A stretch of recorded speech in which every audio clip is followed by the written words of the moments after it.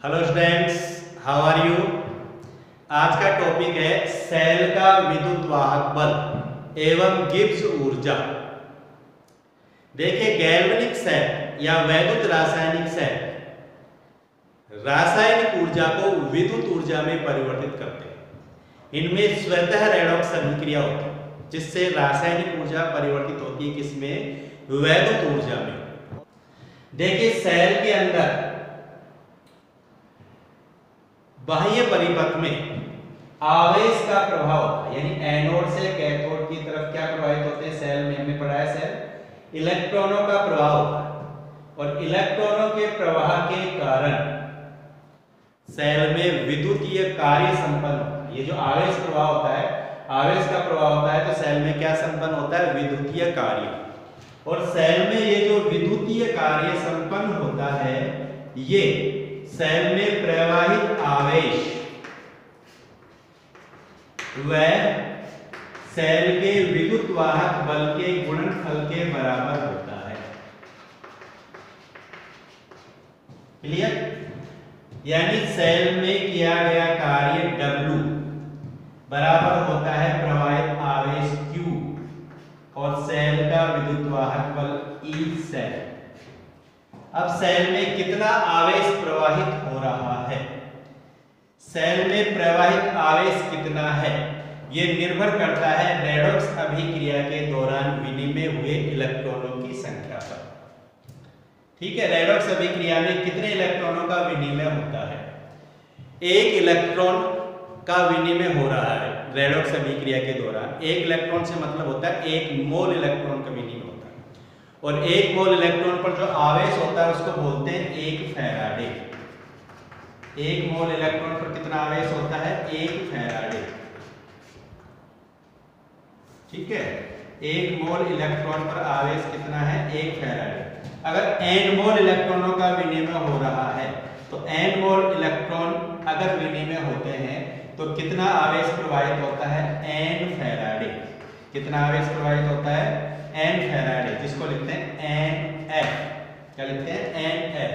यदि अभिक्रिया के दौरान n इलेक्ट्रॉनों का, n मोल इलेक्ट्रॉनों का विनिमय होता है, यानी सर्किट में परिपथ में n मोल इलेक्ट्रॉन प्रवाहित होते हैं, तो कितना आवेश प्रवाहित होगा? n फैराडे आवेश प्रवाहित होगा। ठीक, जैसे हमने ये सेल देखा था Zn(Cu+2) बराबर Zn+2+Cu। यहाँ कितने इलेक्ट्रॉनों का विनिमय हो रहा है सेल के दौरान, अभिक्रिया के दौरान? 2 इलेक्ट्रॉनों का विनिमय हो रहा है। यानी यहाँ पर कितना आवेश प्रवाहित होगा बाह्य परिपथ में? 2 फैराडे आवेश प्रवाहित होगा। n मोल इलेक्ट्रॉन है तो n फैराडे, 1 मोल इलेक्ट्रॉन है तो 1 फैराडे, 2 मोल इलेक्ट्रॉनों का विनिमय हो रहा है तो 2 फैराडे आवेश प्रवाहित होगा। और 1 फैराडे का मतलब होता है 96,500 कूलम। कितना होता है? 96,500 कूलम आवेश होता है 1 फैराडे का मतलब। ठीक, तो W बराबर हो जाएगा Q बराबर, Q का मान कितना हो जाएगा? यहाँ पर कितना आवेश प्रवाहित होगा? Q का मान लिखेंगे हम NF। क्या लिखेंगे? NF। N तो है मोल, इलेक्ट्रॉनों की मोल संख्या, और F है फैराडे। ठीक, और 1 फैराडे बराबर होता है कितना? 96,500 कूलम। तो W बराबर हो जाएगा NFE सेल। ठीक, अब सेल में जो विद्युतीय कार्य संपन्न होता है, सेल में अधिकतम विद्युत कार्य कब संपन्न होता है? जब उत्क्रमणीय शर्तों के अनुसार सेल कार्य करता है। उत्क्रमणीय परिस्थिति में, उत्क्रमणीय प्रक्रम में सेल के द्वारा अधिकतम कार्य संपन्न होता है। और सेल में जो कार्य संपन्न होता है वो गिब्स मुक्त ऊर्जा के व्यय के बराबर होता है। सेल में कितनी गिब्स ऊर्जा खर्च हो रही है, सेल की गिब्स ऊर्जा में व्यय कितना हो रहा है, उसके अनुसार ही कार्य होता है। तो सेल में किया गया कार्य गिब्स ऊर्जा में, गिब्स मुक्त ऊर्जा में हुई कमी के बराबर होता है। क्योंकि हमने पढ़ा है कि वैद्युत रासायनिक सेल में जो प्रक्रम होता है स्वतः होता है, यानी अभिक्रिया स्वतः होती है, इसलिए यहाँ डेल्टा G का मान कैसा होगा? ऋणात्मक। और डेल्टा जी जो गिब्स मुक्त ऊर्जा है, डेल्टा जी क्या है यहाँ पर, गिब्स मुक्त ऊर्जा, वो बराबर होगी W के। क्लियर? माइनस डेल्टा जी बराबर हो जाएगा किसके, NFE सेल, या हम कह सकते हैं डेल्टा जी बराबर हो जाएगा माइनस NFE सेल। क्लियर? या नेगेटिव साइन इधर आ गया, तो डेल्टा जी बराबर माइनस NFE सेल। ये हो गई गिब्स मुक्त ऊर्जा और सेल के विद्युत वाहक बल के मध्य संबंध की समीकरण। अगर मानक परिस्थितियां हैं, मानक परिस्थितियां होने पर, मानक परिस्थितियां क्या होती हैं, ताप तो कितना हो 298 केल्विन। अगर दाब की बात करें तो दाब कितना हो 1 atm, और विलियम में सांद्रता कैसी हो, इकाई। तो ये मानक परिस्थितियां हैं। अगर मानक परिस्थितियां हैं सेल में, सेल मानक परिस्थितियों में कार्य कर रहा है, तो डेल्टा जी क्या होगा, मानक डेल्टा जी, यानी डेल्टा जी नोट बराबर होगा किसके, माइनस NFE नोट सेल।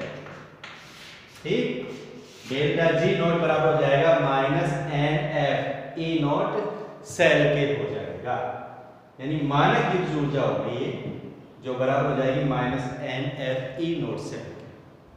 समझ में आ गई बात? अब यहां देखिए, ये जो डेल्टा जी का मान है, ये डेल्टा जी का जो मान है वो निर्भर करता है किस पर, ई सेल पर, सेल के विद्युत वाहक बल पर। सेल का विद्युत वाहक बल बदलता है तो डेल्टा जी में भी परिवर्तन आता है। अब सेल का विद्युत वाहक बल यदि ई सेल का मान कैसा है, धनात्मक, ई सेल अगर धनात्मक है, ई सेल धनात्मक है, इसका मतलब डेल्टा जी कैसा आएगा, ई सेल धनात्मक है तो डेल्टा जी कैसा होगा, ऋणात्मक। ठीक है, ई सेल धनात्मक, इसका मतलब डेल्टा जी कैसा होगा, ऋणात्मक। और ऊष्मागतिकी के अनुसार डेल्टा जी जब ऋणात्मक होता है तो प्रक्रम कैसा होता है, स्वतः। यानी सेल के अंदर जो अभिक्रिया होगी वो स्वतः संपन्न होगी, कब, जब डेल्टा जी ऋणात्मक हो। क्लियर? दूसरी कंडीशन, यदि सेल का जो विद्युत वाहक बल है, यानी ई सेल बराबर है किसके, ऋणात्मक के, यानी ई सेल ऋणात्मक है, ई सेल ऋणात्मक है, तो इस समीकरण से हम देखें तो डेल्टा जी कैसा हो जाएगा, ई सेल ऋणात्मक माइनस माइनस प्लस, यानी डेल्टा जी कैसा हो जाएगा, धनात्मक। और डेल्टा जी धनात्मक होता है तो सेल में जो अभिक्रिया होगी वो स्वतः नहीं होगी। सेल में जो अभिक्रिया होगी कैसी होगी, वो तो अस्वतः होगी, अस्वतः प्रक्रम होगा। और कहने का मतलब क्या है, फिर अभिक्रिया उसमें विपरीत दिशा में होगी। और जब डेल्टा जी का मान 0 है, डेल्टा जी का मान 0 कब होगा, यदि ई सेल बराबर 0, और ई सेल का मान 0 कब होता है, जब प्रक्रम साम्य में है। प्रक्रम साम्य में है तो ई सेल बराबर कितना हो जाएगा, 0, और ई सेल बराबर 0 हो जाएगा तो डेल्टा जी बराबर भी कितना हो जाएगा, 0। और डेल्टा जी 0 का मतलब सेल में कार्य नहीं हो रहा है, यानी प्रक्रम कैसा है, साम्य में है। जब प्रक्रम साम्य में है तो सेल में कोई कार्य नहीं हो रहा है। क्लियर? समझ में आ गई बात? अब बात करें हम, जैसे इस इक्वेशन को लें, इस इक्वेशन से देखें तो डेल्टा जी की ये जो इक्वेशन है, इससे ई सेल का मान देखें हम तो ई नॉट सेल या ई सेल बराबर हो जाएगा किसके, delta G upon n x, और साइन किसका यहाँ पर माइनस। क्लियर? या हम कह सकते हैं ई सेल समानुपाती delta G upon n. Clear? यानी ई सेल जो है वो डेल्टा जी गिब्स ऊर्जा के क्या है, समानुपाती।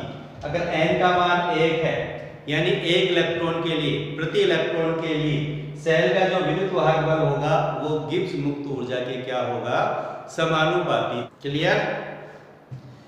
सेल के विद्युत वाहक बल और गिब्स ऊर्जा में संबंध समझ में आ गया? ठीक है, इसका उपयोग करके, इस इक्वेशन का उपयोग करके हम किसी भी सेल की गिब्स ऊर्जा को ज्ञात कर सकते हैं।